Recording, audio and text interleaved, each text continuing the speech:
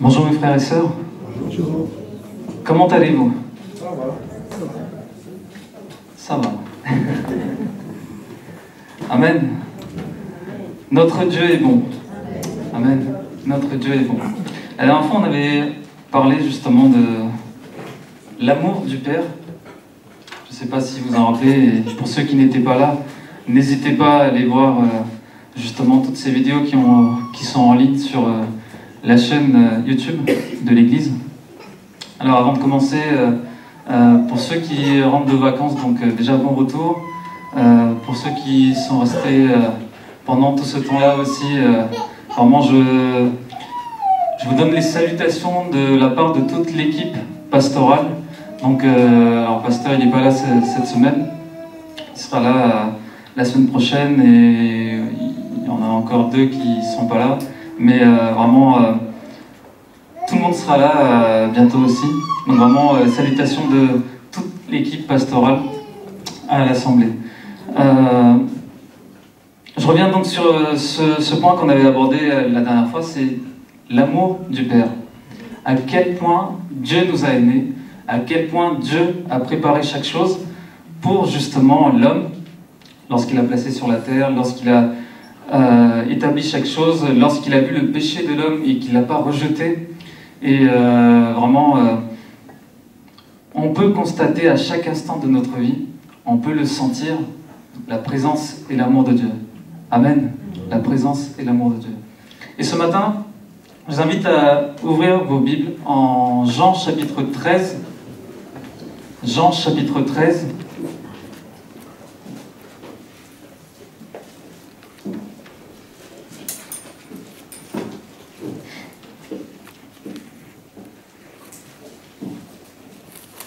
Alors pour tous ceux qui ont laissé un poulet au four, etc., si votre four est connecté, envoyez un message là avec le smartphone, vous savez maintenant tout est connecté. Hein.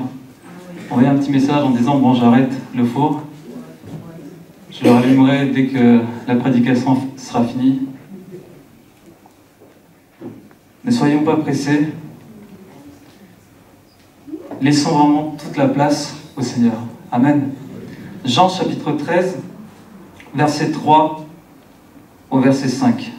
Jean chapitre 13, du verset 3 au verset 5.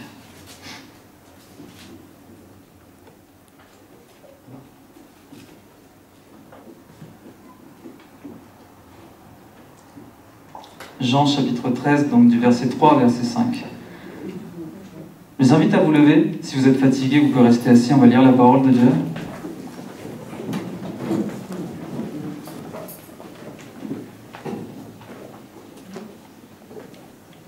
Jésus, qui savait que le Père avait remis toutes choses entre ses mains, qu'il était venu de Dieu et qu'il s'en allait à Dieu, se leva de table, ôta ses vêtements et prit un linge dont il se ceignit. Ensuite, il versa de l'eau dans un bassin et il se mit à laver les pieds des disciples et à les essuyer avec le linge dont il était ceint. On va aller au verset 12 à 17. Même chapitre, Jean 13, 12 à 17.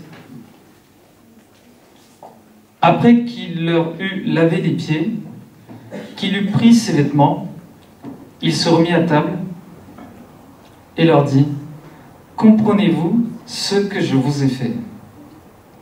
Vous m'appelez Maître et Seigneur, et vous dites bien, car je le suis. Si donc je vous ai lavé les pieds, moi, le Seigneur et le Maître, vous devez aussi vous laver les pieds les uns aux autres. Car je vous ai donné un exemple afin que vous fassiez comme je vous ai fait. En vérité, je vous le dis, le serviteur n'est pas plus grand que son Seigneur, ni l'apôtre plus grand que celui qui l'a envoyé. Si vous savez ces choses, vous êtes heureux, pourvu que vous les pratiquiez. Amen. Amen, amen. Je vais demander à mon frère Georges s'il veut bien prier pour la parole. Merci. Et on va s'associer avec notre frère pour prier. Allez. Seigneur, ta parole, elle est puissante, elle est forte. Alléluia, merci Jésus. Elle transforme nos vies, Seigneur. Oui, Seigneur Jésus. Merci parce que ce matin, nous voulons nous laisser transformer par ta parole ce matin. Seigneur, Merci. nous aimons écouter la voix de Dieu, celle qui nous interpelle, celle qui nous donne la vie. Merci parce que ce matin, nous sommes là, toute l'assemblée, à écouter le message de Dieu. Le message que tu as pour nous, pour chacun d'entre nous.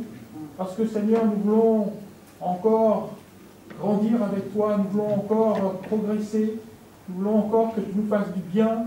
Merci pour les miracles que tu fais dans nos vies. Merci pour ton intervention, Seigneur. Nous sommes dans la joie, dans l'allégresse, parce que nous reconnaissons que nous avons un Dieu qui est vivant, qui agit dans nos vies. Et merci, Seigneur, parce que tu nous as donné cette espérance de vivre un jour avec toi dans le ciel, Seigneur, et nous voulons nous y attacher, Seigneur, ta parole nous dit à la fin de ce texte, pourvu que vous l'êtes pratiqué. Seigneur, nous voulons pratiquer ta parole, nous voulons rester dans l'obéissance. Et Seigneur, merci parce que nous voulons accepter ton aide.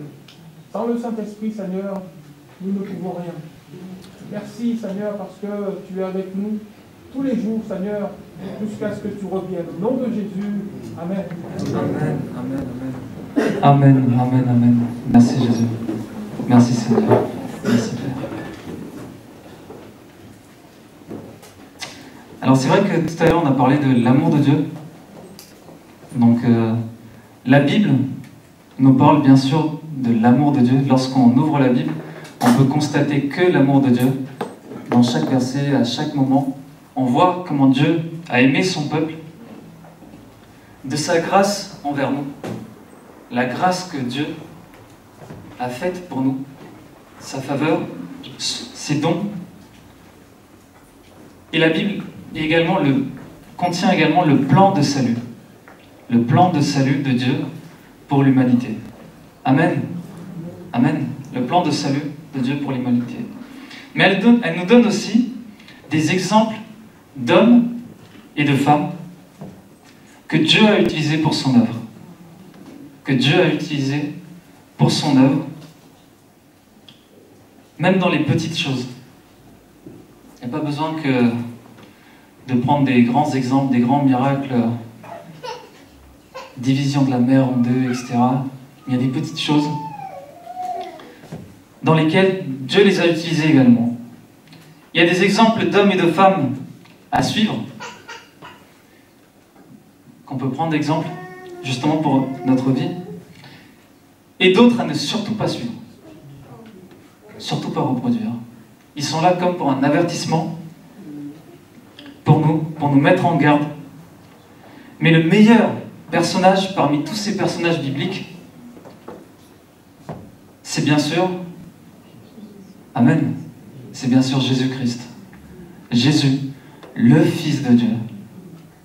Chacun a servi le Seigneur, chacun a servi Dieu à sa façon, avec l'aide que Dieu lui a donnée. Mais Jésus, ça n'a rien à voir. C'est incomparable. Le service de Jésus est incomparable. Jésus est incontestablement le modèle parfait de leadership. Vous pouvez trouver n'importe quel leader dans le monde, tout ce qu'ils peuvent vous raconter, les grands chefs, les grands milliardaires, les grands PDG. Mais Jésus a été incontestablement, et il reste toujours incontestablement le modèle parfait de leadership. Il est visionnaire. Il est visionnaire. Il a su influencer tout un peuple. Il a su influencer tout un peuple. Les hommes reconnaissaient l'autorité qu'il avait. Les hommes et les femmes de son époque reconnaissaient l'autorité qu'il avait. Ils étaient même surpris, étonnés. Étonnés. Il a dirigé, il a formé des disciples.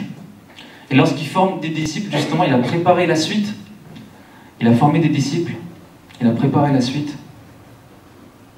Et lorsqu'on voit le modèle de Jésus, et lorsqu'on voit ce que le monde peut nous donner comme modèle, comme exemple, avec la vision terrestre des choses, parfois on se rend compte qu'on est en train de confondre être leader, être responsable et faire des choses de façon autoritaire, donner des ordres. Et on croit que être leader, parfois, c'est être le plus grand. Quand dans un groupe, on dit « celui-là, on va le mettre en leader », on croit qu'on l'a appelé en leader parce qu'il faut qu'il soit plus grand que les autres. Plus grand.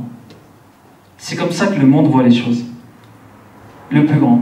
Devant la scène, sur l'estrade, en train de faire du coaching. C'est à la mode, ça, maintenant. C'est un leader, c'est coaching. Il apporte plein de choses. C'est un leader dans tel domaine. On va aller le voir. Il va nous apporter des conseils. Il va nous dire comment faire les choses. Il est top. C'est ce que le monde voit. Et lorsqu'on voit justement les désirs des hommes et des femmes, dans le monde entier, hein, nous également, on aspire parfois à prendre des responsabilités, à prendre le devant. Mais on oublie le but d'avoir ces responsabilités. Pourquoi prendre ces responsabilités? Pourquoi devenir leader? Lorsqu'on voit dans le domaine de la politique, vous savez, tous ces candidats qui veulent prendre une place, ils sont capables de vous dire des choses que vous voulez entendre et ne pas faire ce qu'ils ont dit. Ils savent juste dire ce que vous voulez entendre. Et ils savent le faire très bien. Ils savent le faire très bien. Et au moment des faits, on voit que ça n'a rien à voir avec leur plan, leur vision, leur façon de faire les choses. Ça n'a rien à voir avec ce qu'ils ont dit.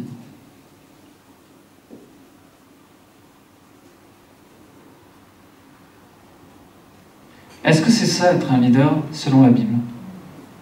Est-ce que c'est ça être un responsable selon la Bible? Est-ce que c'est ça servir selon la Bible? Vous savez, il y a beaucoup de personnes, parmi les chrétiens, beaucoup de personnes qui veulent faire de la théologie. C'est très bien. Gloire à Dieu. Mais ils veulent faire de la théologie pour devenir leader, responsable, pasteur. Et parfois, on entend même des choses comme ah, le frère, il étudie pour devenir pasteur. Ah bon? Très bien. On étudie pour devenir pasteur. Et on oublie que les ministères, justement, je parle des 5 ministères dons, les ministères, justement, c'est un appel de Dieu. Amen. C'est un appel de Dieu. Et on croit que par des études, par certaines actions, on peut prendre un poste, un rôle. On peut diriger d'une certaine façon, peut-être dans le monde, mais pas dans les choses de Dieu. Amen. Et on voit l'exemple que Dieu y fait dans toute la Bible. Il ne prend pas les plus forts, hein. Il prend les plus faibles. Ça ne lui sert à rien les plus forts. Il prend les plus faibles pour les rendre plus forts. Amen. C'est Dieu qui les rend capables. C'est Dieu qui leur donne la sagesse. C'est Dieu qui leur donne les compétences. Amen. Et c'est Dieu qui qualifie. C'est Dieu qui forme. Amen. Alors je ne suis pas en train de dire les pasteurs ils ne doivent pas faire de théologie, je n'ai pas dit ça. Ce que je dis, c'est que c'est pas ça qui vous qualifie pour être pasteur. C'est pas ça qui vous qualifie pour prendre une responsabilité. C'est pas ça qui nous qualifie pour aller dans les ministères. Pour aller dans les ministères que Dieu a prévus pour son Église. Amen. Et on pense aussi, par erreur, que notre identité est dans ces ministères. Vous savez, certains, ils s'identifient par leur ministère, par leurs activités, et ils oublient leur identité d'abord d'enfants de Dieu. Amen. On est d'abord enfants de Dieu. Ensuite, Dieu nous permet certaines activités. On est d'abord enfant de Dieu. Et certains aussi aspirent, vous savez, à des activités dites maladroitement ministère, pour être devant, pour diriger, pour influencer. Il ne faut pas confondre les activités, les missions que Dieu peut confier et un ministère selon la parole de Dieu. Et si c'est le cas, vous êtes complètement dans l'erreur. Arrêtons de mettre le mot ministère dans tout et n'importe quoi. Ça ne vient pas de Dieu. J'aimerais que ce soit clair pour chacun de nous, pour ceux qui nous regardent.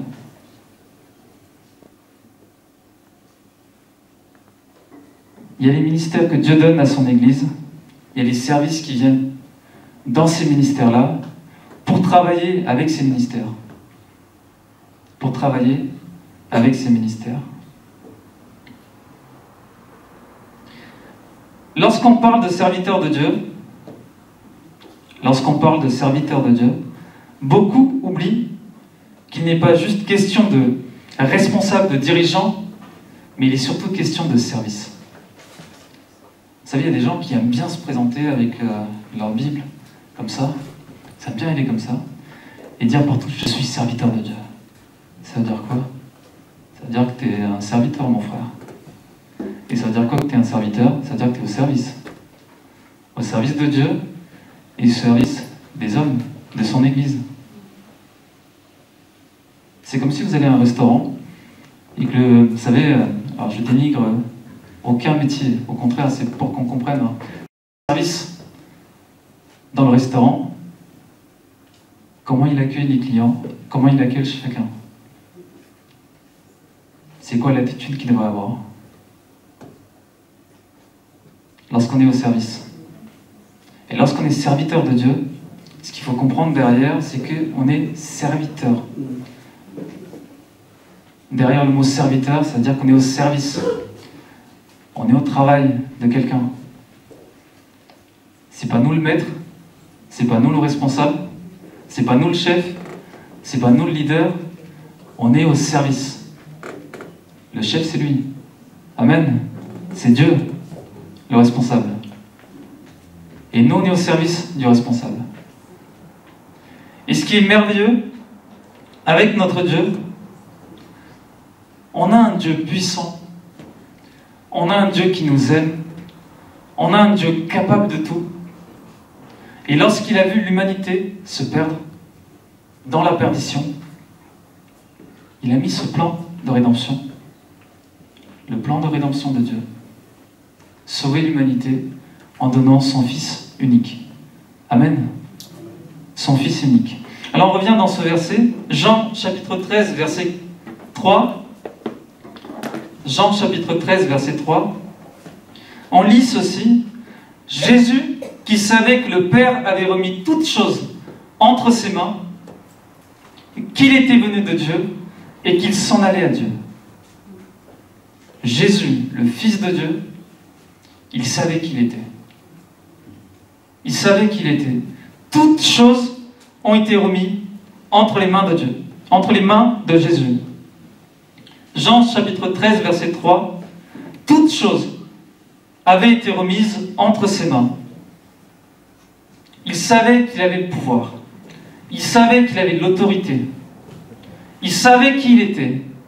Et il savait d'où il venait. Il sortait de Dieu. Il venait de Dieu. Ils ne disent pas, il venait du ciel. Je ne sais pas si vous avez bien lu ce verset. Il n'est pas question de Jésus qui vient du ciel. On parle de Jésus qui vient de Dieu. Il sortait de Dieu lui-même. Jésus sortait de Dieu lui-même.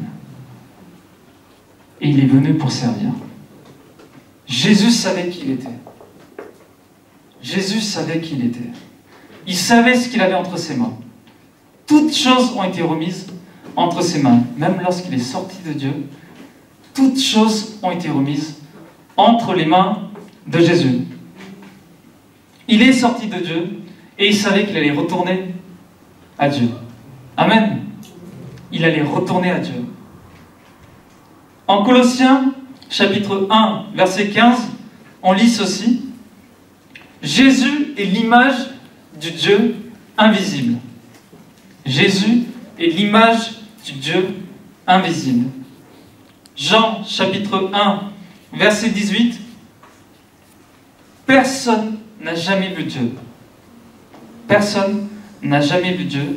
Le Fils unique qui est dans le sein du Père est celui qui l'a fait connaître. Amen. Le Fils unique qui est dans le sein du Père est celui qui l'a fait connaître. Donc Jésus, il savait qui il était. Jésus, il savait qu'il sortait de Dieu. Jésus savait toutes choses ont été remises entre ses mains. Malgré tout ça, ce Jésus, il se lève de table. Il ne reste pas assis à sa place en disant « je reste, je me laisse servir ». C'est pas ça. Il se lève de table. Il ôte ses vêtements, il ôte toutes ces choses et il vient pour le servir. Il vient pour le service. Il vient pour le service. Est-ce que vous êtes encore là ce matin? Amen. Il n'est pas resté à sa place. Il n'est pas resté à sa position de Seigneur, de Dieu. Il se lève de table.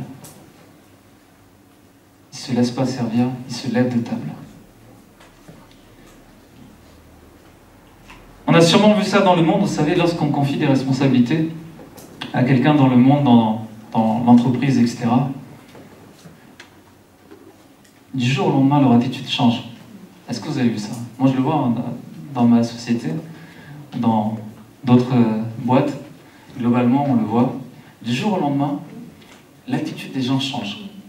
C'est plus les mêmes, on ne peut plus les aborder de la même façon. Ça y est, le niveau a changé. Hier, c'était le copain, le collègue. Aujourd'hui, c'est le chef. Alors, c'est d'abord chef d'équipe déjà. Rien que pour ça, on sent qu'on a du mal à l'atteindre. Et s'il monte encore plus haut, c'est fini, on ne le voit même plus. C'est ça. Hein. Dans le monde, lorsqu'on confie des responsabilités, lorsqu'on confie une mission, une activité, ça change complètement. Du jour au lendemain, l'attitude change. Et on le voit encore plus, parfois, vous savez, dans le domaine politique. On le voit encore plus, les gens, comment ils viennent nous voir pour avoir tous les votes. Et une fois que c'est fait, c'est parti. On a l'impression qu'on n'est plus entendu. Il faut passer par différentes strates avant de les atteindre. Et même là, c'est peut-être encore plus haut. Le monde est comme ça. Le monde est comme ça. Jean chapitre 13, verset 13 dit « Vous m'appelez Maître et Seigneur, et vous dites bien car je le suis. » Jésus le déclare, non? Il dit « Je suis le Maître, je suis le Seigneur. Je suis le Maître et je suis le Seigneur. » Il le dit « Je sais qui je suis. Je connais ma place. Je connais ma position. Je sais qui je suis. Je sais d'où je viens. Je sais ce que j'ai dans mes mains. Toutes choses ont été remises entre les mains de Jésus. » Amen. Philippiens chapitre 2, versets 6 à 8. On lit ces paroles. Philippiens chapitre 2, versets 6 à 8. On peut lire ceci. Lequel existant en forme de Dieu. On va le relire. Lequel existant en forme de Dieu. Pas en forme de serviteur. Là, il est clair, en forme de Dieu. Pas en forme d'ange ou d'archange ou de je ne sais quoi. En forme de Dieu. N'a point regardé comme une proie à arracher d'être égal avec Dieu. La parole de Dieu, elle est claire. Jésus était égal avec Dieu. Amen. Il n'y a pas de différents niveaux. Hein. Ceux qui veulent mettre différents niveaux, etc., entre le Père, le Fils, le Saint-Esprit, je vais mettre plusieurs niveaux. Il n'y a pas tout ça. Jésus était égal avec Dieu. Ensuite, on lit ceci. Mais s'est dépouillé lui-même. Mais s'est dépouillé lui-même. Il a laissé tout ça, toute cette majesté, toute cette autorité. Il a tout laissé en prenant une forme de serviteur. En prenant une forme de serviteur. En devenant semblable aux hommes. L'homme qui est une vapeur, qui apparaît et qui disparaît. L'homme qui est tiré de la poussière. Jésus, égal à Dieu, existant en forme de Dieu, égal à Dieu. Il a pris la forme de serviteur, devenant semblable aux hommes, et ayant paru comme un simple homme. Il n'a pas paru comme un roi. Hein. Les gens l'attendaient comme un roi, comme un héros, comme un grand guerrier, etc. Il apparaît comme un simple homme. La Bible parle de Jésus comme un rejeton, un élément faible. Lorsqu'on le voit, il apparaît comme quelqu'un de faible, comme un simple homme. Et il s'est humilié lui-même. Il s'est humilié lui-même, se rendant obéissant jusqu'à la mort. Jusqu'à la mort. Même jusqu'à la mort de la croix. Amen. Jésus savait ce qu'il attendait. Jésus savait la mission dans laquelle il s'engageait. Jésus savait la responsabilité qu'il prenait en allant dedans, en disant « Envoie-moi, j'y vais ». Lorsque le Fils unique de Dieu est arrivé, il connaissait sa place, il connaissait sa position, il savait ce qu'il avait comme pouvoir entre ses mains. Il savait ce qu'il attendait, il savait ce qu'il allait subir, mais il a été obéissant. Amen. Il a été obéissant jusqu'à la mort sur la croix. Jusqu'à la mort sur la croix. Lorsqu'on parle de l'amour du Père, l'amour de Dieu, vous savez, Dieu a vu l'état de l'homme, il a tellement aimé qu'il a donné son Fils unique, afin que quiconque croit en lui ne périsse point, mais qu'il ait la vie éternelle. Chant 3, verset 16. Ce Dieu qui a créé les hommes et les femmes, il a été jusqu'à s'incarner dans l'homme. Amen. Prenant forme de serviteur, devenant un simple homme, devenant créature lui-même. Si ça, ce n'est pas l'amour de Dieu,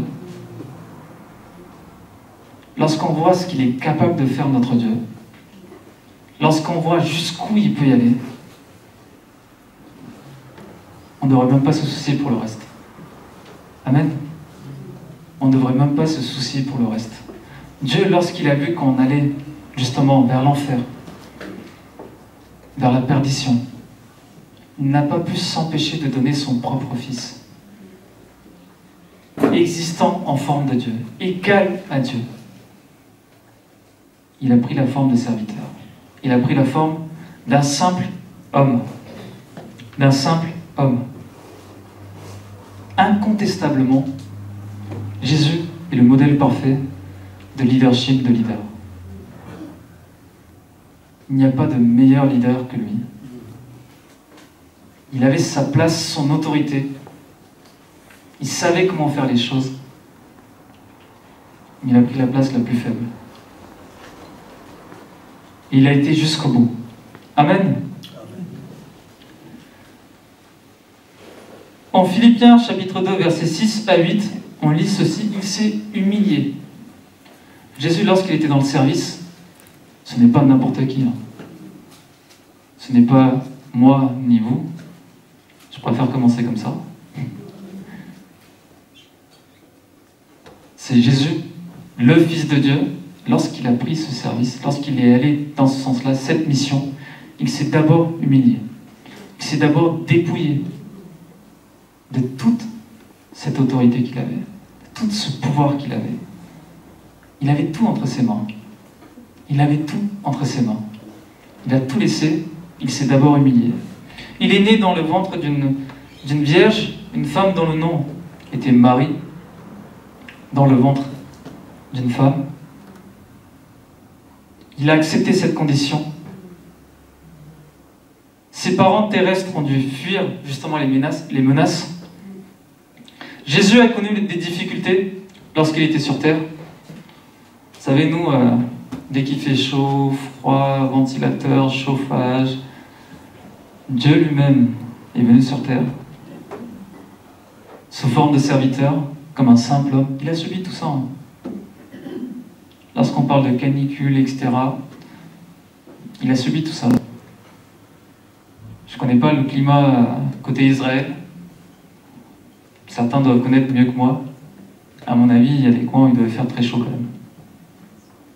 Quand on parle de désert, à mon avis, il doit faire assez chaud. Lorsqu'on parle de 40 jours dans le désert, sans nourriture, sans eau, Jésus, il a connu tout ça. Nous, il ne faut pas grand-chose. Dès que ça monte de 2 degrés, on a du mal. Mais Jésus a connu tout ça. Il avait faim, il avait soif, il a ressenti les douleurs lorsqu'il a été persécuté, son corps a été meurtri sur la croix. Dieu lui-même, prenant forme d'homme, il a ressenti tout ça. Il a subi tout ça. Il a souffert pour nous. Son corps a été meurtri.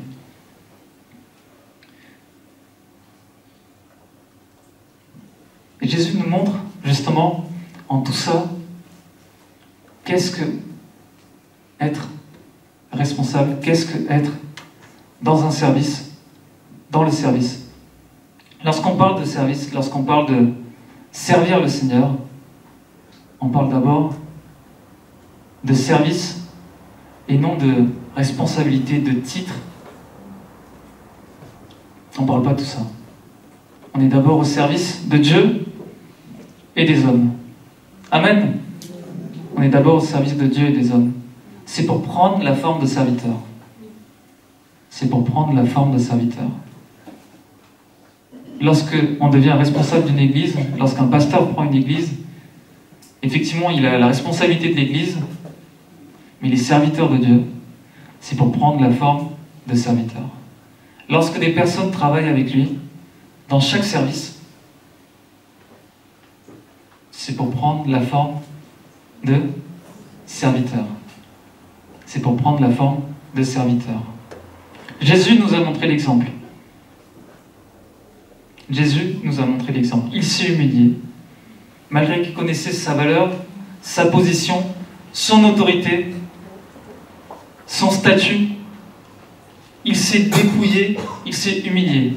Peu importe le service, là je parle de l'église, peu importe le service dans lequel on est, il faut d'abord apprendre à s'humilier, à se dépouiller pour servir Dieu et servir l'église. Si ce n'est pas le cas, ce n'est pas la peine. Jésus nous montre cet exemple. Ça, c'est l'exemple même de Jésus. On n'est pas meilleur que le Seigneur. Le serviteur n'est pas plus grand que le maître. On est serviteur de Dieu. On est serviteur de Dieu. Alors pourquoi se mettre plus grand que le Seigneur? Lui, il s'est dépouillé, lui, il s'est humilié. Il ne s'est pas mis devant. Pourquoi se mettre plus haut que Jésus lui-même? Amen. Même lorsqu'on vient arrêter Jésus, vous savez, dans le jardin de Gethsémane, et qu'il y a toutes ces personnes armées qui viennent l'arrêter, et parmi ses disciples, il y en a un qui dit « Mais non, je ne vais pas le laisser, je vais y aller. » Il prend son épée. Matthieu 26, versets 53-54. Matthieu chapitre 26, versets 53 et 54. Jésus dit ceci: « Penses-tu que je ne puisse pas invoquer mon Père ?» Est-ce que tu penses que je ne peux pas appeler mon Père, qui me donnerait à l'instant plus de 12 légions d'anges? Jésus connaissait sa place.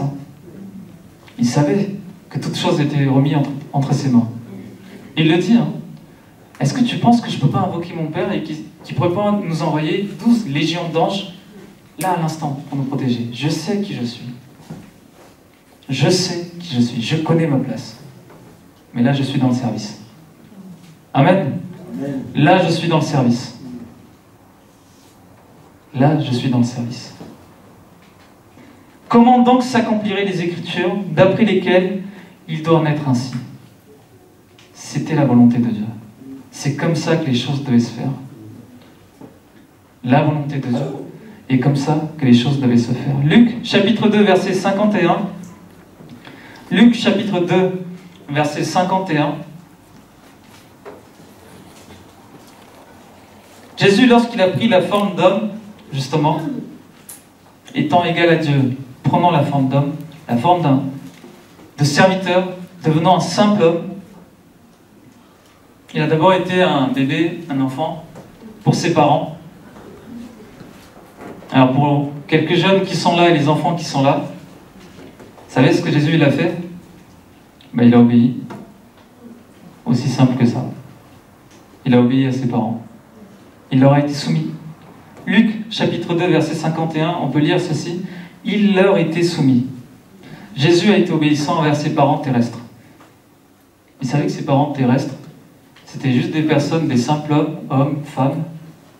Mais lui, il connaissait sa place, il sait d'où il venait, et il sait où est-ce qu'il retourne. Mais là, il est dans le service. Et là, il est dans sa mission. La mission que Dieu lui a confiée. Il leur a été soumis. Imaginez-vous un instant, Dieu lui-même prenant la forme d'homme et être soumis à des hommes. Joseph et Marie, on peut dire d'une certaine façon, ils avaient, pour ne pas devenir orgueilleux, etc., ils avaient un certain privilège de dire à Dieu lui-même, celui qui a créé toutes choses, en disant reste là, bouge pas, attention à toi. Vous imaginez ça quand même, hein? Les parents, c'est des hommes et femmes, que Dieu a créés, et eux ils se tournent vers Dieu, qui devient forme d'homme, serviteur, à qui c'est eux qui leur disent attention, bouge pas, reste là, écoute-moi,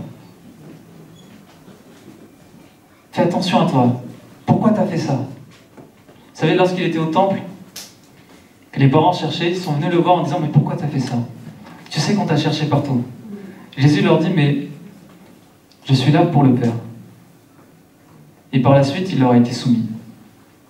Il leur restait soumis. Dieu, en forme de serviteur, il respecte sa mission. Lorsqu'il est engagé dans quelque chose, il y va jusqu'au bout. Amen. Il ne fait pas les choses à la moitié, hein, en disant non mais je reste Dieu, donc attention. Non, c'est pas ça. Hein. Tout à l'heure, on a chanté ce chant qui dit tu transformas de l'eau en vin. C'est bien ça. Hein. Tu transformas de l'eau en vin. Jean chapitre 2, versets 4 à 5. Vous savez, lorsqu'il n'y avait plus d'eau dans ce mariage, de vin dans ce mariage, justement, le mariage de Cana, il n'y avait plus de vin. La maman vient voir en disant mais j'ai appris qu'il n'y avait pas d'eau. Il n'y avait pas de vin, pardon. Il n'y avait plus de vin. Et Jésus lui répond comme ça. Jean chapitre 2, versets 4 à 5, Jésus répond comme ça à sa maman terrestre. Jésus lui répondit, femme, qu'y a-t-il entre moi et toi? Il lui rappelle sa position. Femme, qu'y a-t-il entre moi et toi? Qu'est-ce qu'il y a entre moi et toi? Il dit, mon heure n'est pas encore arrivée. Et je salue d'une certaine façon l'attitude de la maman terrestre. Hein. Marie, qui dit, elle dit rien, elle dit, faites ce qu'il vous dira. Elle connaît sa place, elle aussi. Hein. Elle connaît sa place, elle dit, faites ce qu'il vous dira. Et elle va à sa place. Mais ce qui est merveilleux, c'est que malgré ça, Jésus fait un miracle là-bas. Parce que sa maman est venue le voir. Amen. Il savait que son heure n'était pas encore arrivée. Il connaissait sa place et sa position. Jésus accomplit un grand miracle ce jour-là. Amen. En Philippiens chapitre 2, verset 8, on a lu que Jésus a été obéissant à la volonté de Dieu. À la volonté de Dieu, le Père, jusqu'à la mort sur la croix. Jusqu'à la mort sur la croix. Lui qui est l'égal de Dieu, l'image du Dieu invisible. Comme il le dit, il sait qu'il est le Maître et le Seigneur. Pour ses disciples, il a lavé leurs pieds. Il a lavé leurs pieds et il a montré l'exemple. Amen. Il a lavé leurs pieds, il a montré l'exemple. Et l'exemple de Jésus, c'est l'encouragement que j'aimerais vous apporter ce matin dans le service pour le Seigneur. Amen. Dans le service pour le Seigneur. Je sais qu'on était, pour chacun de nous, en vacances, on revient, etc. Les activités, pour certaines activités ont été arrêtées, on va reprendre aussi. Les activités vont reprendre. De quelle façon nous allons servir le Seigneur et l'Église? De quelle manière nous allons servir le Seigneur et l'Église?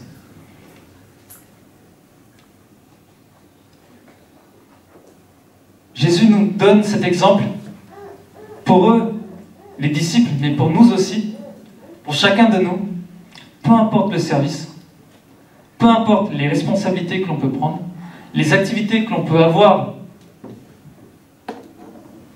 dans l'église et en dehors de l'église, dans la famille, peu importe ce qu'on peut avoir, il faut apprendre à servir comme Jésus l'a fait. Amen. Il faut apprendre à servir comme Jésus l'a fait. Lorsqu'on est mari, on a le devoir de servir notre femme. Lorsqu'on est épouse, on a le devoir de servir notre mari. Lorsqu'on est enfant, on a le devoir de servir nos parents. Et les parents doivent servir aussi les enfants. Amen. Doivent servir aussi les enfants. Chacun à sa place, mais dans le service. Laver les pieds, vous savez, c'est un acte d'amour aussi. Laver les pieds, c'est un acte d'amour. Ça montre aussi qu'on aime cette personne, qu'on veut prendre soin de cette personne. J'imagine que les disciples, juste avant que Jésus lave leurs pieds devaient être dans un certain état quand même. Ils ont dû marcher dehors avec leurs sandales, etc. Toute la poussière. Vous savez, parfois on veut être dans le service, mais on ne veut pas, comme on dit, trop se mouiller, trop se salir. On ne veut pas aller... Non. Quand on est dans le service, c'est jusqu'au bout. Quand on est dans le service, c'est un sacrifice. On n'est pas dans le service pour être devant. Peu importe le service, ça peut être aussi bien le ménage que juste, peu importe, prédication, etc. Peu importe le service, on est serviteur. On est serviteur.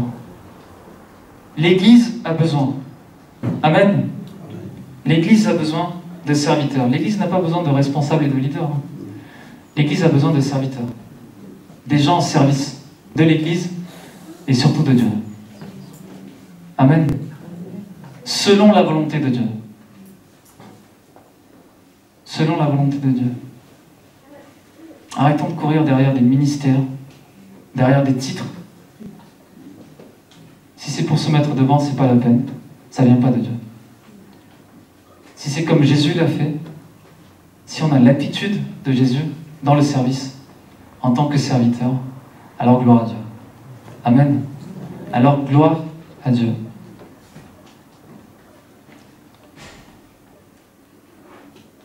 Vous savez, il y a des assemblées où certains font même ça, hein, laver les pieds comme un rituel. Juste avant la Sainte Seine, certains font ça dans des assemblées où ils disent allez faire laver les pieds des uns des autres, donc ils prennent des bassines, ils lavent. Mais dans le cœur, on ne sait pas ce qu'il y a comme pensée. Ils prennent la bassine en disant bon, ah non, pas lui, vas-y, plutôt l'autre. Soit parce qu'on apprécie ou on n'apprécie pas. On prend la bassine, on y va vers quelqu'un en disant ah ben attends, ses pieds, j'ai vu avec les sandales, l'orteil qui part à gauche, l'autre qui part à droite et dans un certain état. Là, il faut prévoir le gel hydroalcoolique, le savon et tout après, une fois que j'ai lavé les pieds. C'est ça. Hein. Jésus ne s'est pas posé autant de questions lorsqu'il était dans le service. Lorsque Dieu lui a confié la mission, lorsque Dieu l'a appelé pour servir, lorsque Dieu l'a envoyé dans ce service, Jésus savait ce qu'il attendait. Jésus savait ce qu'il attendait. Ce passage, c'est pas pour nous encourager, pour dire, bon, à partir de dimanche prochain, on va tous prendre des bassines. N'oubliez pas, des grands bassines, pas des petits. Prenez tous 5 litres d'eau. Je sais pas, parfois il faut en mettre de l'eau pour laver les pieds. Non, c'est pas ça. C'est pas pour faire des rites, des rituels, etc. dans l'église. Jésus nous montre l'exemple de comment servir, jusqu'où on peut aller, jusqu'à laver les pieds de ses disciples. C'est lui le maître, c'est lui le Seigneur, mais c'est lui le premier à aller laver les pieds de ses disciples. Il connaissait l'état. Il savait que parmi ses disciples, il y en avait un qui était en train de le trahir. Et on lit dans ce passage qu'il a lavé les pieds de tout le monde. Il n'a pas dit, il y en a certains, ils me fatiguent, c'est pas possible. Donc j'y vais pas. Je vais faire juste ceux avec qui ça m'arrange. Jésus, quand il était dans le service, il a été jusqu'au bout. Il a servi tout le monde. Même le traître. Même celui qui l'a trahi. Il a servi tout le monde. Amen. Amen, amen, amen. Donc il y a bientôt la reprise des activités dans l'église. Donc là, je parle de Morsan. On a la reprise des activités dans l'église. Il y a un besoin énorme dans chaque activité, dans chaque service. Parfois, il y a des services où il y a des personnes qui sont tout seuls. Et ça serait bien d'avoir justement d'autres personnes pour les aider. Vous savez, parfois on laisse nos enfants aussi de bas âge à la nurserie. Je prends juste l'exemple de la nurserie. Et parfois, ça arrive que la personne qui est au nurserie, elle se retrouve toute seule. Alors, quand il y a des enfants qui veulent y aller aux toilettes, etc., en fait, il faut en laisser quelques-uns tout seuls dans la salle. Il faut y aller. Nous, on est tous ici, en haut. Très bien. On écoute la parole de Dieu, plus ou moins endormis. Certains qui sont en bas, dans le service, ils se retrouvent tout seuls, dans la crainte, en disant, je laisse quelques enfants, je dois aller aux toilettes, emmener, accompagner un enfant. Ça aurait été bien d'avoir juste une personne de plus pour pouvoir garder. Ça se trouve, pendant qu'il doit emmener quelqu'un, l'autre peut tomber. Dans les services, on a besoin. On a besoin de chacun. On a besoin de l'Église. On a besoin de chaque membre de l'Église. Chaque membre de l'Église. On n'a pas été sauvés, appelés, pour juste être spectateurs, pour juste profiter de tous ces services. On a été appelés pour servir le Seigneur. Amen. Chacun. Alors j'ai une question juste comme ça. Qui est membre de l'Église? Qui est membre de l'Église? J'ai vu des mains qui ont levé. Donc je vois quand même pas mal de personnes. Je sais que plusieurs d'entre vous sont dans différents services. Gloire à Dieu pour ça. Pour servir, vous savez, dans l'Église, il faut être membre. Alors toutes les mains que j'ai vues, et ceux qui n'ont peut-être pas osé lever la main, naturellement, vous savez que ce message est pour vous. Ça vient de Dieu. Ce n'est pas parole d'homme. Ça vient de Dieu. Vous êtes membre d'une église, vous êtes appelés à servir le Seigneur dans cette église. Amen. Vous êtes appelés à servir le Seigneur dans cette église. Attendez pas un temps. Vous savez, j'étais dans une réunion de jeunesse. D'ailleurs, c'était ici. Morsan. Alors, je pose des questions aux jeunes en disant, voilà, les jeunes, c'est quoi l'église pour vous? C'est quoi la jeunesse pour vous? Alors, on me sort plein d'arguments. La jeunesse, c'est l'église de demain. Nous allons remplacer les anciens. Nous allons vous remplacer. J'ai dit, mais quelle arrogance quand même. Parce que vous ne savez même pas si demain vous serez là. Lorsqu'on voit tous ces faits divers, on voit des enfants qui sont décédés dans les accidents. On en voit même récemment, on en a vu. Des accidents de route, d'autres accidents. Alors il y a une certaine arrogance dans le cœur de l'homme. Hein. Il y a la pensée de l'éternité, on croit que la mort, c'est pas pour maintenant. C'est les plus vieux qui vont partir en premier. Nous, ce sera... On a le temps. On ne sait même pas si dans une heure, on sera là. On ne sait même pas si dans 30 minutes, on sera là. Et si c'était l'enlèvement? Et si c'est maintenant? Gloire à Dieu. Ah, gloire à Dieu. Là, vraiment, je vous laisse le micro, j'y vais. Hein. Gloire à Dieu. Donc, les jeunes et les moins jeunes, n'attendez pas un temps pour servir le Seigneur. Si vous êtes membre de l'Église, pour être membre, il faut être baptisé. On devient membre. Si vous êtes membre de l'Église, vous êtes déjà éligible au service. Après, ce qui bloque au service, c'est vous. Il faut déjà se présenter en disant « Je veux servir le Seigneur ». Je veux servir le Seigneur dans l'Église. Peu importe le service, n'attendez pas un service spécial, etc. On a des besoins partout dans l'Église.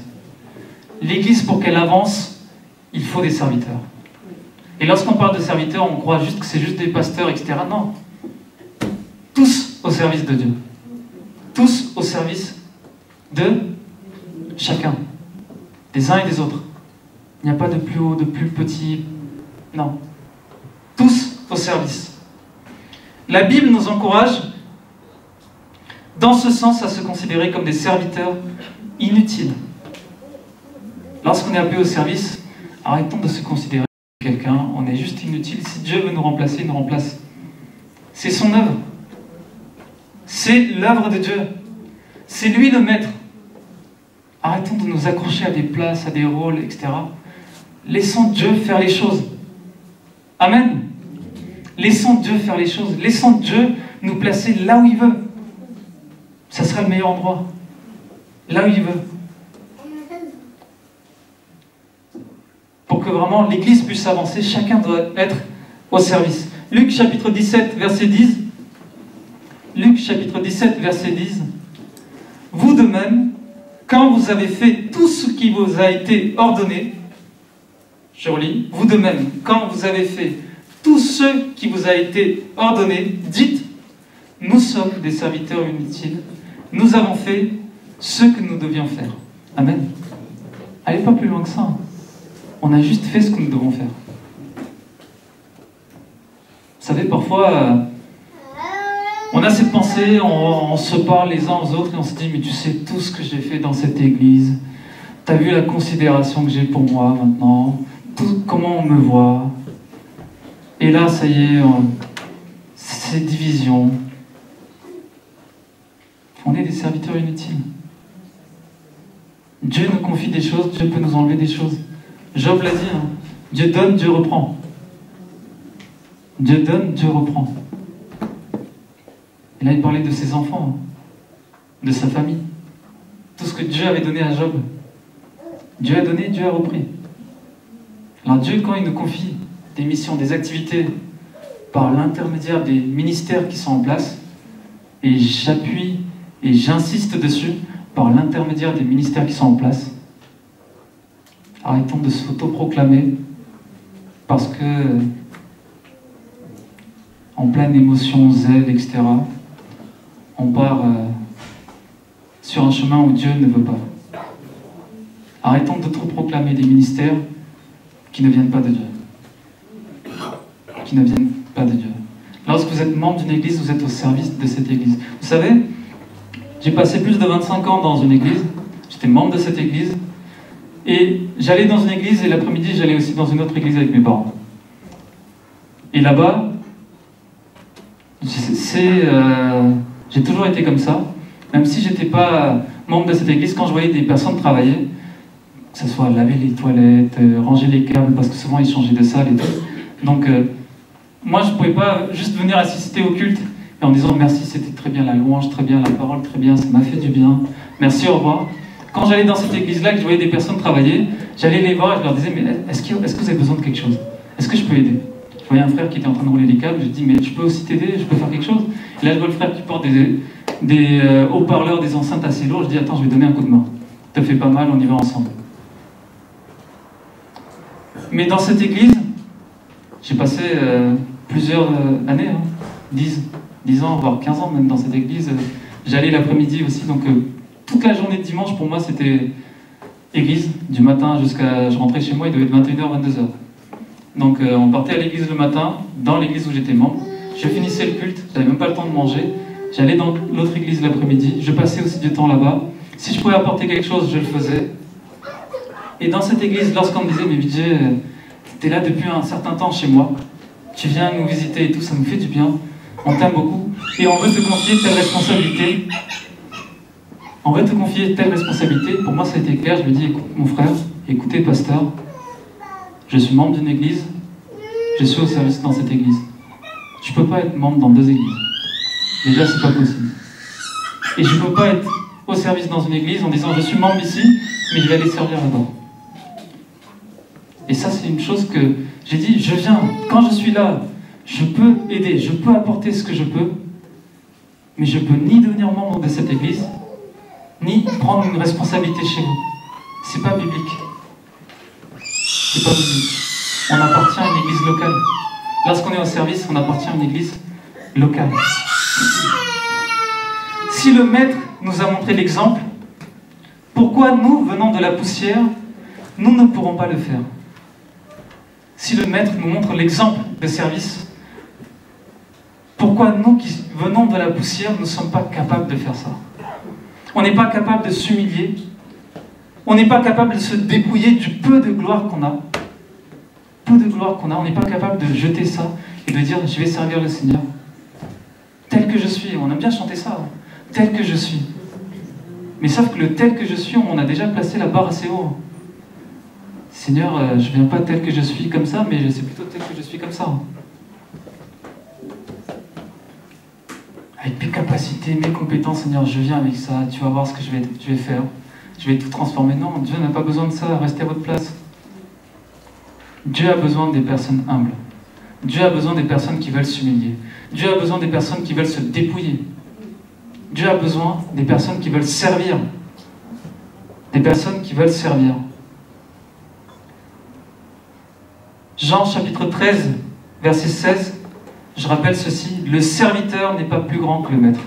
Si le maître a été capable de nous montrer l'exemple du service, nous qui sommes serviteurs, nous qui sommes appelés à un service, nous ne sommes pas plus grands que Jésus. Nous ne sommes pas plus grands que Jésus. Alors enlevons toutes ces pensées qui peuvent venir soit de nous, soit par échange, soit par ce que le malin nous emmène ça. Jetons tout ça, humilions-nous devant le Seigneur et servons le Seigneur comme Dieu le veut. Comme Dieu le veut. Alors un appel ce matin pour ceux qui n'ont jamais donné leur cœur à Jésus. Lorsqu'on voit l'exemple de Jésus, lorsqu'on voit Dieu prenant la forme d'un serviteur, il s'est dépouillé et il vient servir. Lorsqu'on voit cet exemple, on ne peut que accepter une telle personne comme responsable, comme sauveur et Seigneur. Moi, j'ai accepté un sauveur et Seigneur qui a voulu prendre la place de serviteur. Amen. J'ai accepté Jésus dans ma vie. Lui qui était en forme de Dieu, lui qui était égal à Dieu, mais qui a pris la forme de serviteur, qui est devenu un simple homme pour moi, pour vous et moi, pour chacun de nous. Il a donné sa vie. Vous savez, parfois c'est difficile de se soumettre à des responsables dans la société et ailleurs, lorsqu'on voit l'attitude des responsables. Mais un tel responsable comme Jésus, on n'a qu'une envie, c'est de donner sa vie. Être soumis à Jésus, lui qui nous montre l'exemple même parfait du service, le leader incontestable, celui qui est serviteur, on peut être que soumis. Alors si vous ne l'avez pas fait, si vous n'avez pas accepté Jésus jusqu'à aujourd'hui, ce matin, cet appel est pour vous. Ce matin, cet appel est pour vous. Nous avons fait le bon choix. Pour ceux qui l'ont déjà fait, nous avons fait le bon choix. Si vous n'avez pas fait encore le choix, c'est le bon choix. C'est le meilleur choix. C'est la meilleure décision qu'on peut prendre dans notre vie. Choisissez le Seigneur par excellence. Il n'y a pas de meilleur Seigneur, meilleur responsable, meilleur leader que lui. Le bon berger.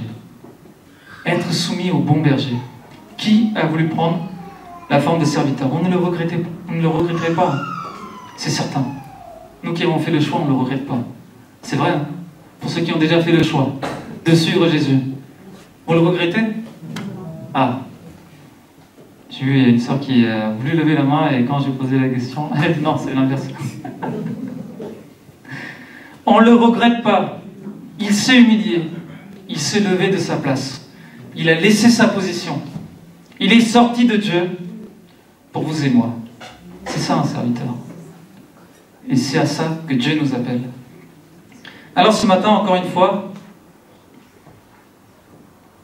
nous qui sommes membres de cette Église, je le rappelle encore une fois, baptisés par immersion, si vous désirez être utile dans l'Église, si vous désirez servir le Seigneur dans l'Église, pas forcément pour être devant, mais peu importe le service, je vous invite à lever vos mains, là où vous êtes.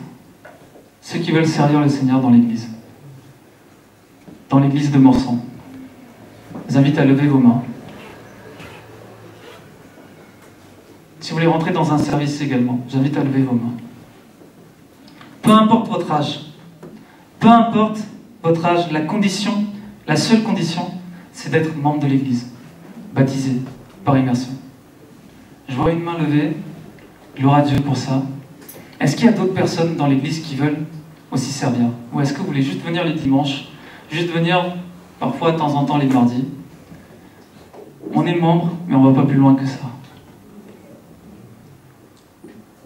On va prier pour les mains levées.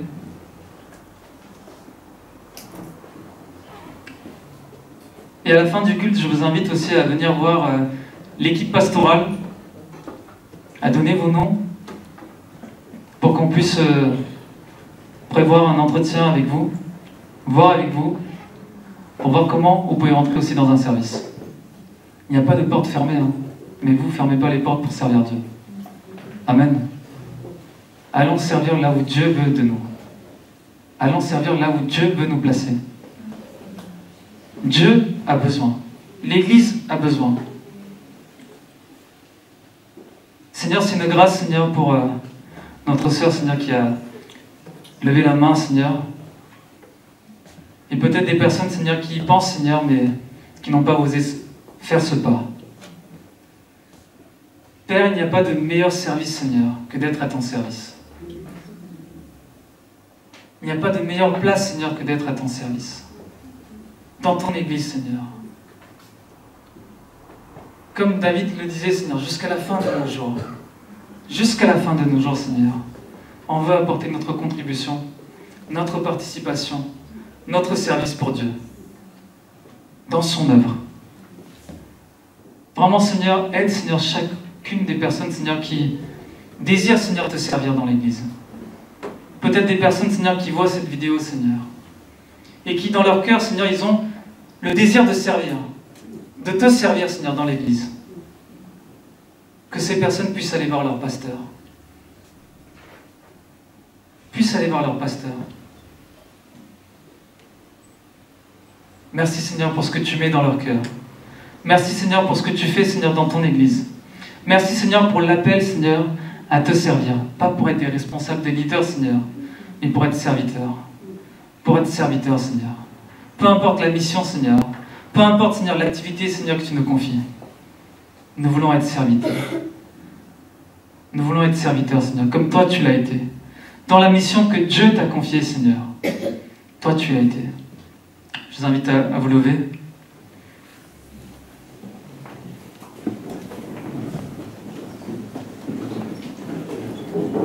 Je termine par ce verset, Jean chapitre 13, verset 17. Jean chapitre 13, verset 17. Alors les personnes qui ont été désignées pour l'annonce se préparent aussi. Jean chapitre 13, verset 17. Si vous savez ces choses, vous êtes heureux. Alors est-ce qu'on s'arrête juste là? Jean chapitre 13, verset 17. Est-ce qu'on peut l'afficher, s'il vous plaît? Si vous savez ces choses, vous êtes heureux. Est-ce que la parole s'arrête juste là? Pourvu que vous les pratiquiez. Pourvu que vous les pratiquiez. Et parfois on aime bien s'arrêter, parfois en plein milieu de la parole en disant, voilà, je sais toutes ces choses. Jésus a lavé les pieds. C'est très bien, je suis heureux. On a un Dieu merveilleux. Mais non. Allons encore plus loin que ça. Pourvu qu'on les pratique. Pourvu qu'on pratique l'exemple de Jésus. Amen. l'exemple de Jésus dans notre vie, dans notre famille, dans notre couple, dans son Église. Amen. Vraiment, je termine par ce verset. Si vous savez ces choses, vous êtes heureux pourvu que vous les pratiquiez. On va élever notre voix. On va prier et on va laisser la place aux annonces. Seigneur, c'est une grâce, Seigneur, ce matin, Seigneur, de nous permettre, Seigneur, de tourner nos yeux vers toi. Tu es ce Dieu merveilleux. Tu es incontestablement, Seigneur, le modèle de leadership, le modèle parfait, Seigneur. Tu as été envoyé, Seigneur, comme Messie, comme oint de Dieu. Tu es le oint de Dieu. Tu avais une mission, Seigneur. Et tu as été jusqu'au bout, Jésus. Jusqu'à la mort sur la croix. Oh, Seigneur, tu vois nos cœurs, Seigneur. Tu vois nos pensées, Seigneur. Tu vois ceux qui nous tracassent, Seigneur. Tu vois ceux qui nous perturbent, Seigneur. Tu vois ceux qui nous dérangent, Seigneur. Aide-nous, Seigneur, à se considérer comme des serviteurs inutiles. Aide-nous, Seigneur, à te servir, Seigneur. À pas juste être là, Seigneur, dans l'église, juste être membre et profiter des services. Mais être un membre actif dans ton église. Être un membre actif, Seigneur, dans les différents services. Là où tu veux nous placer, Seigneur. Aide-nous, Seigneur, à être serviteurs. Aide-nous, Seigneur, à considérer nos frères et sœurs comme toi tu l'as vu, Seigneur, tes disciples. Aide-nous, Seigneur, à voir les autres au-dessus de nous, Seigneur, lorsqu'on est dans le service. Aide-nous, Seigneur, à servir, Seigneur, même ceux qui nous font du tort, Seigneur. Tu l'as fait, Seigneur. Tu as lavé les pieds de Judas. Tu as lavé les pieds de tous tes disciples, Seigneur. Tu n'as pas eu de favoritisme, Seigneur. Tu n'as pas fait de différence, Seigneur, pas d'affinité, Seigneur. Tu as été le même avec tout le monde, Seigneur. Aide-nous, Seigneur, à prendre exemple sur toi, Jésus. À te servir, Seigneur. À servir dans l'église, Seigneur. Comme toi tu le veux, Seigneur. Comme toi tu le veux, Seigneur. Aide-nous, Seigneur, à être un membre fidèle de ton église, Seigneur. Au service, Seigneur. Être un membre fidèle de ton église, Seigneur. Merci, Jésus, pour qui tu es. Merci, Jésus, parce que tu en es le responsable. C'est ton œuvre ici, Seigneur. C'est ton œuvre, Seigneur. L'église est ton œuvre, Seigneur. Tu l'as racheté à un grand prix, Seigneur. Ton sang versé sur la croix. Ton corps meurtri sur la croix, Seigneur. Tu as donné ta vie, Seigneur. Cette église, elle vaut la peine, Seigneur, d'être au service de toi, Seigneur Jésus. Nous voulons te servir, Seigneur, là où tu veux, comme tu le veux, Seigneur Jésus, en prenant toi. Merci, Père, pour ton amour. Merci, Père, parce que tu nous aimes, chacun de nous ici présents. Merci, Père, parce que vraiment, Seigneur, peu importe, Seigneur, qu'on soit près ou loin, Seigneur, de toi, ton amour ne change pas. Ton amour ne dépend pas, Seigneur, de notre état, Seigneur. Tu es amour, Seigneur, et tu ne changes pas. Et nous savons, Seigneur, que nous pouvons compter sur toi à chaque instant de notre vie. Nous savons, Seigneur, que c'est avec assurance, c'est avec espérance, c'est avec foi, Seigneur, que nous avançons, Seigneur, dans les épreuves. Parce que nous avons un Père qui nous aime. Nous avons un Père qui ne change pas, qui est le même, peu importe notre état, les bras ouverts. Merci, Seigneur, merci, Père, merci, Saint-Esprit. Parce que lorsque tu es venu, Saint-Esprit, lorsque tu as été envoyé, Seigneur, oh Saint-Esprit, tu n'as pas été envoyé pour montrer qui tu étais. Tu as été envoyé pour témoigner de Jésus. Pour témoigner de Jésus. Tu as été aussi un modèle de serviteur. On n'est pas meilleur que toi, Saint-Esprit. On n'est pas meilleur que toi, Jésus. Merci, Seigneur, pour qui tu es, Seigneur. Aide-nous, Seigneur, à pouvoir te ressembler chaque jour de nos vies. Père, aide-nous, Seigneur, à pouvoir avancer comme toi tu le veux. Dans le précieux nom de Jésus, nous prions, Père. Amen, amen, amen. Acclamons le Seigneur Jésus. Il est digne de nos louanges. Il est digne de notre acclamation. Amen. Merci, Seigneur. Je vous invite à reprendre place. Alors, la personne qui a